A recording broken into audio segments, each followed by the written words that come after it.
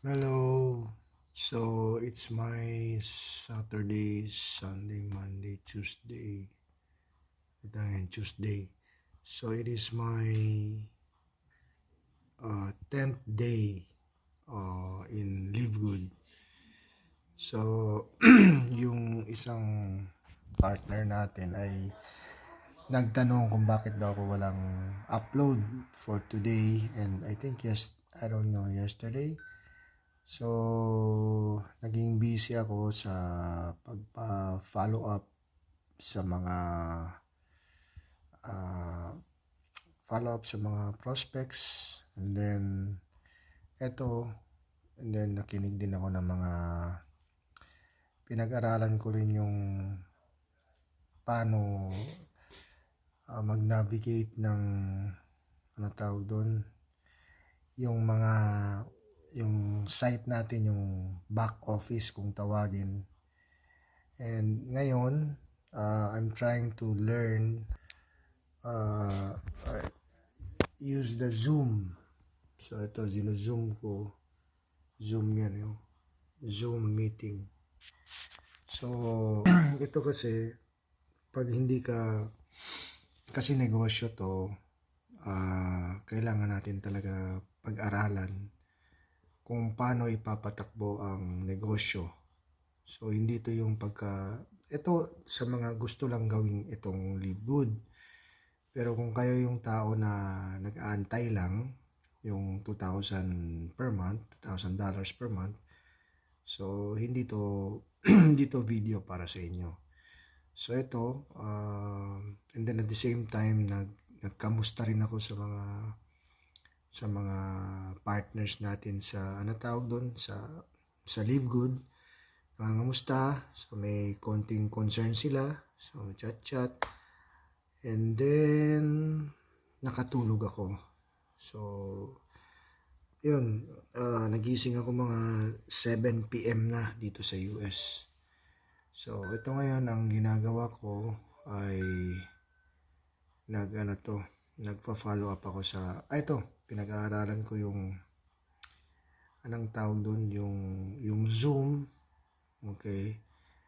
And then kasi medyo medyo hindi siya pwede sa ito. Pwede naman, pero medyo medyo maraming arte yung Apple. So trinay ko ito top na HP kung paano. So yun ang ginagawa ko ngayon. And at the same time, kasi wala kaming katulong dito, medyo nag-chores ng konti, gumagawa ng household chores and other concerns kasi dito sa US walang katulong. So lahat kami ang gumagawa. Yan ang ginagawa kong updates ngayon. And ganoon talaga, sabi ko nga, kailangan talaga kasi if you run a business, you have to learn how to let it run. And then at the same time, may mga bagay na hindi mo alam na kailangan mong alamin. May mga bagay na hindi ka marunong, kailangan mong pag-aralin para you'll be able to do it. Itong Zoom na to, so medyo technical, pero iniisip ko kailangan talaga to kasi eventually mag-Zoom meeting na tayo.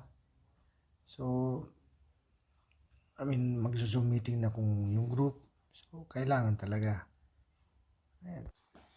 And then at the same time, nagte-text ako sa sa upline kasi may mga questions ako. Tapos nagpapag-guide ako, tapos minsan busy sila. So medyo it takes time. Para sumagot sila. So yun. And then ito rin, nagpa-follow up din ako. Ano ba to? Sumasabit yung wire. So yan yung email, no? So nagpa-follow up din ako sa mga messenger. Yan. And then continue pa rin ang pagsasend ko ng mga mga message sa mga prospect natin. Yung ganon. So yan, ito classmate ko to ng elementary.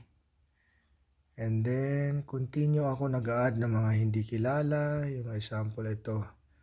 Sana to? Ito bago lang to eh.